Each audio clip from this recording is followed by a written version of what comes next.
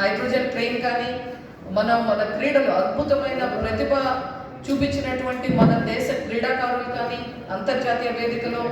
మన స్టూడెంట్స్ ఒలింపియాడ్స్లో చూపించినటువంటి gold medals, అది ఫిజిక్స్, బయాలజీ, కెమిస్ట్రీ, ఈ విధంగా వచ్చినటువంటి స్టోరీస్ కానీ, మన దేశంలో డిఫెన్స్ రంగంలో వచ్చినటువంటి ఐఎన్ఎస్ మహేంద్రగిరి లాంటివి కానీ, సైన్స్ మన స్కై రూట్ వాళ్ళది ఫస్ట్ ప్రైవేట్ శాటిలైట్ ఏదైతే ఆర్బిట్లో ప్రవేశపెట్టారో అది కానీ, మన వందే భారత్ ట్రైన్స్ కొత్తవి రావటం కానీ, మన ఇంజనీరింగ్ మార్వెల్స్ ఇవాళ ఎంత మ్యాజికల్గా ఉన్నాయంటే ఈ దేశంలో మీరు ఒక చీనా బ్రిడ్జ్, ఒక పంబన్ బ్రిడ్జ్, మీరు మణిపూర్ అటువైపు నార్త్ ఈస్టర్న్ దగ్గరికి వెళ్తే అక్కడ అద్భుతమైనటువంటి రైల్వే కనెక్టివిటీ,